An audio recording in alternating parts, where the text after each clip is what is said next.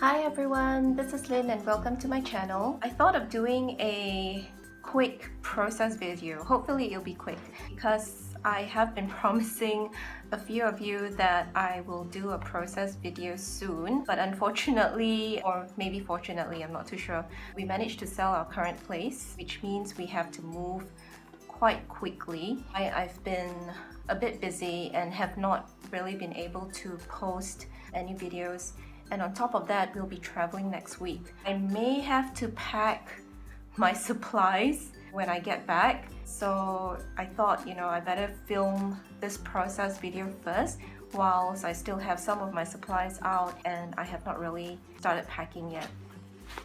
So I think if you remember in the last Traveler's Notebook video, I did a collaboration with Jane the Crazy and it was really fun.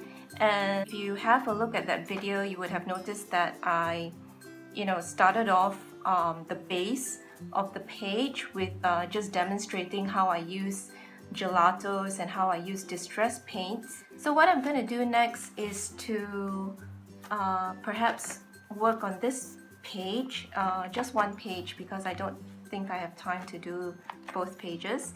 Basically, I'm going to take you through the process of me doing up a so-called mixed media type of journal page. What I normally like to do is to, of course, remove the notebook first. And if you can flip to this page, I'm recording with my phone because the usual camera that I record in has a 20-minute limit, so it will shut down after 20 minutes. When I'm journaling, it usually takes quite a bit of time. So one of the things I like to do, hang on, I need to look for my brush. Okay, so one of the first things I normally do, especially if I want to layer gelatos or these distress paints on the page, is to put down a layer of gesso. And gesso acts as a primer to prep the surface that you're going to work on so that the paints and even the crayons move a bit more smoothly. So usually I will just dab some out onto the page when I'm feeling lazy, but sometimes I also water it down slightly, but today I'm just going to go with the lazy route.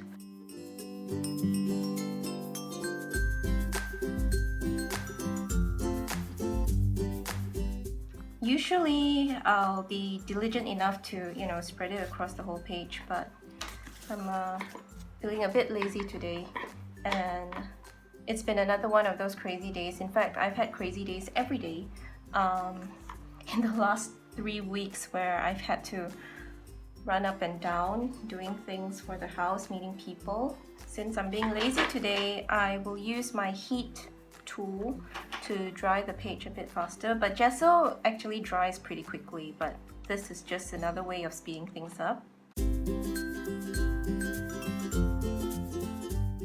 I will then use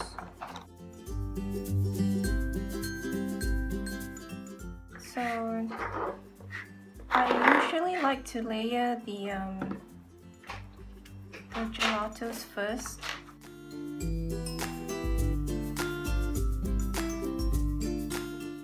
And then I'll use a wet wipe, but hopefully it's not too try not to use anything that is too wet, otherwise it will lift up too much of the color. I've had this wet wipe out for about 5 or 6 minutes, so it is a bit drier.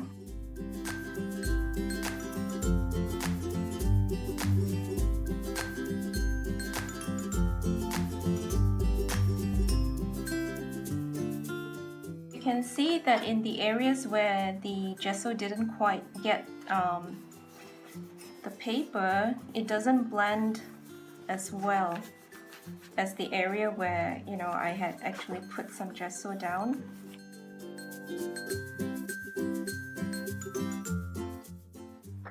So if you want to deepen the color, you can go back with the Gelatos again. But what I want to do is to now frame the edges a bit.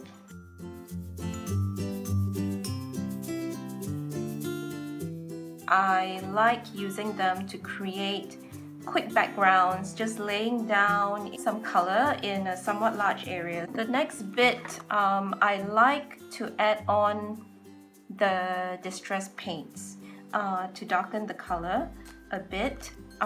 So that's what I'm gonna do. So I'm using, what is this, spice marmalade. I think I used the same color previously as well. And you can see this is like one of my favorite color combinations. Oranges and blues, they really complement each other. And I think they're complementary colors on the color wheel as well. But they don't really mix well together. You'll get a very, very horrible muddy shade if you mix, you know, orange and blue together. But if you blend it around the edges, or if you put it together with your page, it actually looks quite nice. So you can see a bit of, if I can get the paint out, how the blue can actually complement the orange quite well when it's side by side. So, okay.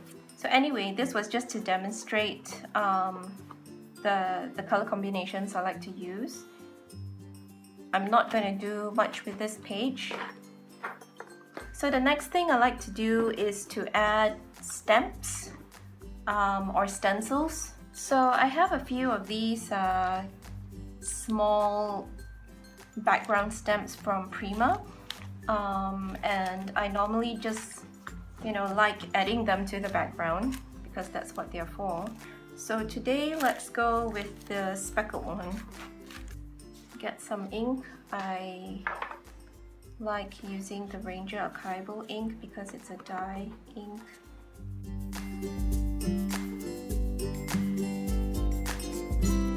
So you can see it adds another dimension to the page as well, you know, with this additional layer.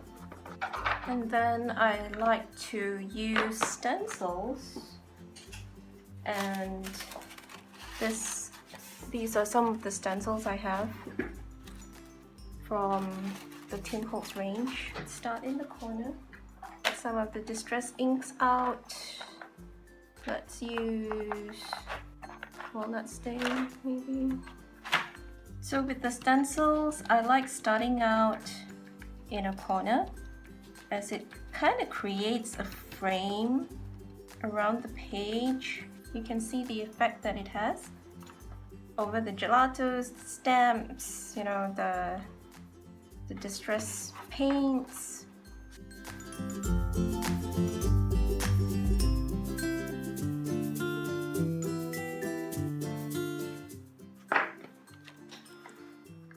So you can see the effect it has. Yeah, so that's about it, really. That's basically how I build a background for my journaling pages. And the next thing I will do is to stick on some of the cutouts. A few weeks ago, I cut out some of these bird and flower images from a wrapping paper.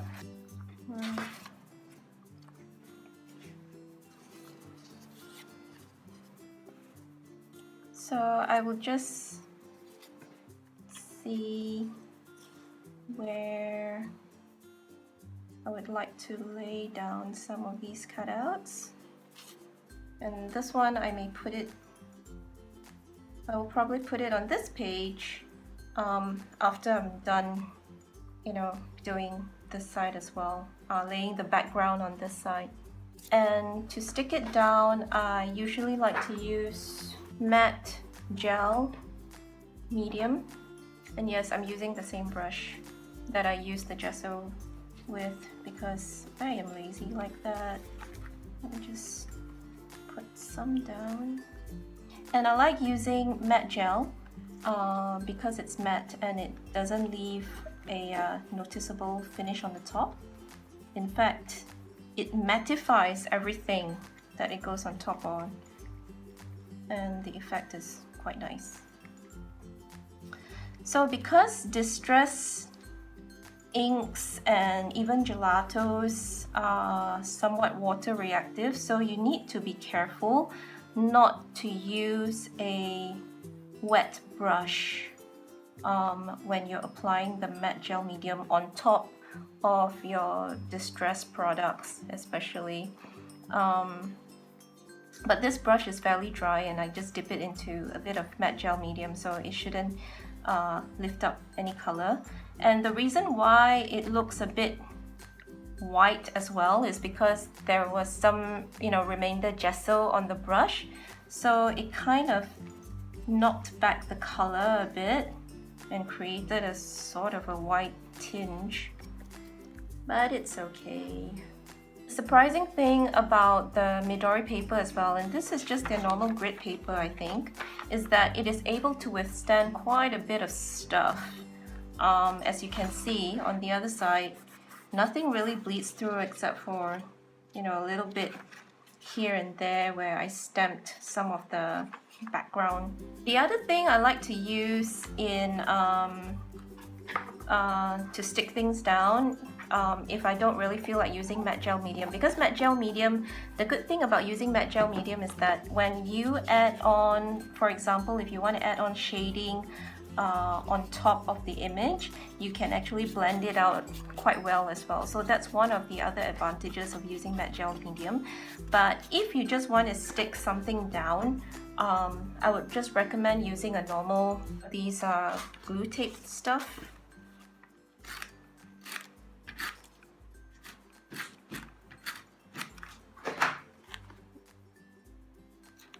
Sometimes I even like to add my own drawings or doodles. For this particular layout, I think I'm just sticking with the cutouts and the stamps. So let me grab another stamp. I have this really old stamp set that I bought, I don't know, 15 or 16 years ago. And they don't make stamps like these anymore, so I'm really sad. But it's such a good quality set as well.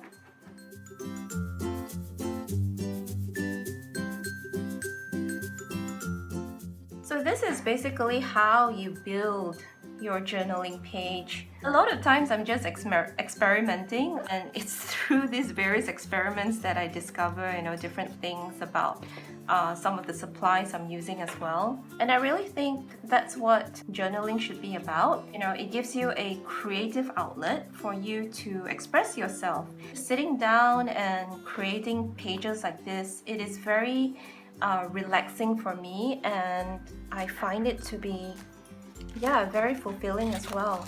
So I hope that helped you have some insight on how I build a page, what I use. You just need just a few cutouts, a couple of stamps here and there, one stencil. This stencil is pretty versatile. I use it on almost everything. I used it here. I used it in the previous video as well, where I talked about the TN with Jane. I used it here. Yeah, that is my favorite stencil for sure. And you can see that I added a bit of the background stamps. I think this one I used the fence type, and I just used some white chalk paint to stamp it with.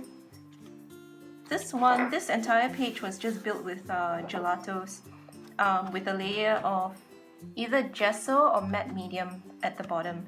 Yeah, matte medium can also be used as a primer for your paints or for your gelatos. I'm sorry if the video is a bit long because there was quite a bit of things to go through. So yeah, I hope you enjoyed this video. I probably won't be posting up anything anytime soon because I'll be really busy and I'll be traveling quite a bit as well. So I'm not too sure when I will be able to post up anything, but I will still be somewhat active on Instagram, so do catch me on Instagram. I will leave my link in the description below or here somewhere. What else would I like to tell you? Yeah, so feel free to send me any comments or questions. So yeah, feel free to contact me for anything. Although I may not be actively posting content, I still check my comments quite regularly. Anyway, I hope you enjoyed this video. I have rambled on long enough, and thank you so much for watching, and until the next time, take care and bye bye.